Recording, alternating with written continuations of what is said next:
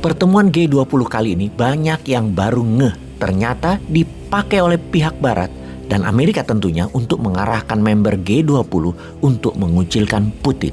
G20 mendadak menjadi forum geopolitik dengan memframing penyerangan terhadap Ukraina adalah dosa besar. Hal ini tidak bisa kita diamkan.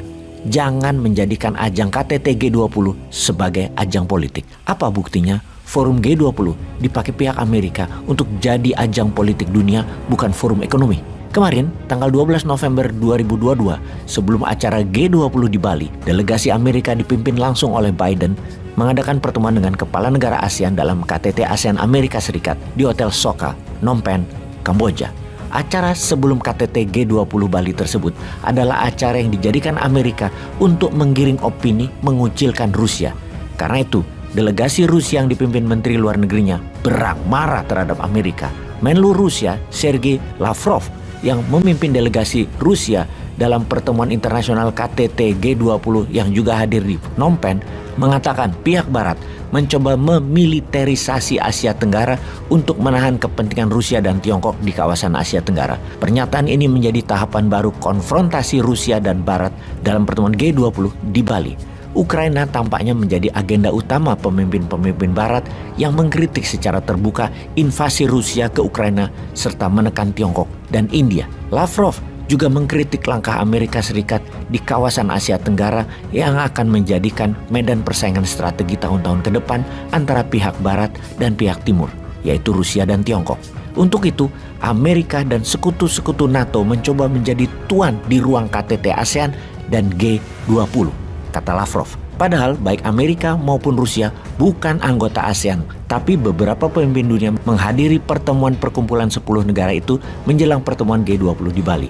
Ini akan menjadi biang masalah di G20 tentunya. Dalam dua bentrokan hegemoni Barat dan Timur, pihak Moskow menggambarkan Rusia Tiongkok sebagai pemimpin perlawanan global versus dominasi Amerika Serikat dan Barat di panggung internasional. Karena itu, Amerika dan Barat menganggap Tiongkok Rusia adalah dua ancaman utama global.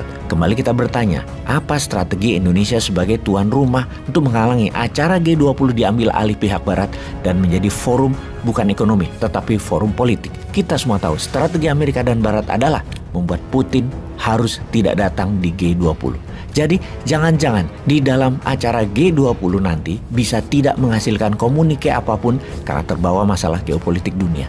Sebelumnya, kita bahas apa itu G20 dan apa kendala pihak Barat yang kedua setelah mungkin akan berhasil mengucilkan Putin di G20.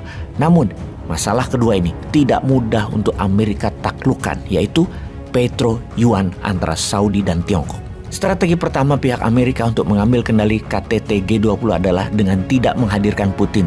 Dengan cara membawa kekuatan militer Amerika ada di dekat Australia dan perairan Indonesia. Keamanan Putin menjadi terancam. Lebih baik Putin tidak datang.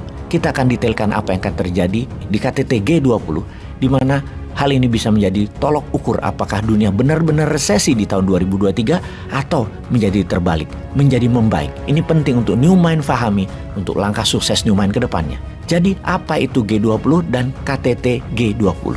Kelompok 20 atau G20 atau Group of 20 adalah kelompok yang terdiri dari 19 negara dengan perekonomian besar di dunia ditambah dengan satu organisasi antar pemerintah dan supranasional, yaitu Uni Eropa.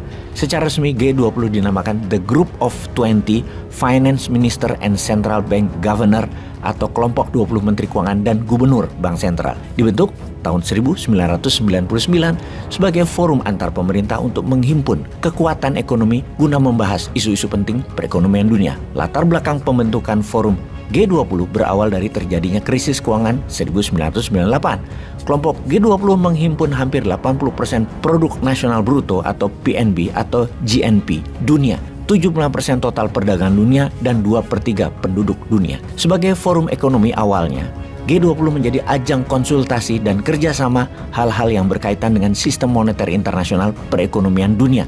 Pertemuan rutin untuk mengkaji, meninjau, diskusi di antara negara mengenai kebijakan-kebijakan dan mencari pemecahan masalah yang tidak dapat diatasi oleh satu negara tertentu saja.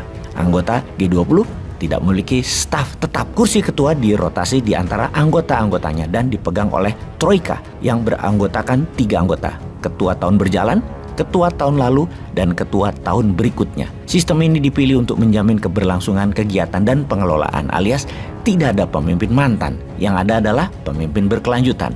KTT G20 adalah pertemuan kepala negara antar negara-negara G20 yang diselenggarakan pertama kalinya di tahun 2008 untuk merespon krisis finansial tahun 2007 hingga tahun 2010. KTT G20 tingkat kepala negara diselenggarakan sebagai tambahan pertemuan Menteri Keuangan dan Gubernur Bank Sentral.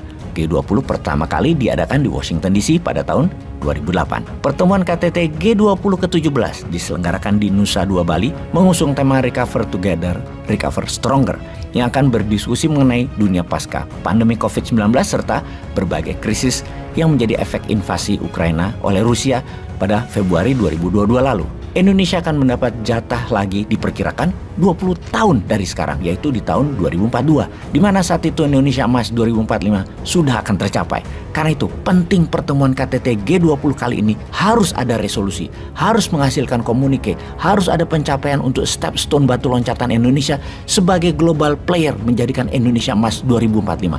Jangan hanya menjadikan Indonesia negara I.O., event organizer doang buat kepentingan hegemoni. Jangan ya, pakai tanda seru lo ngomongnya. Jangan. Kembali ke pertanyaan awal.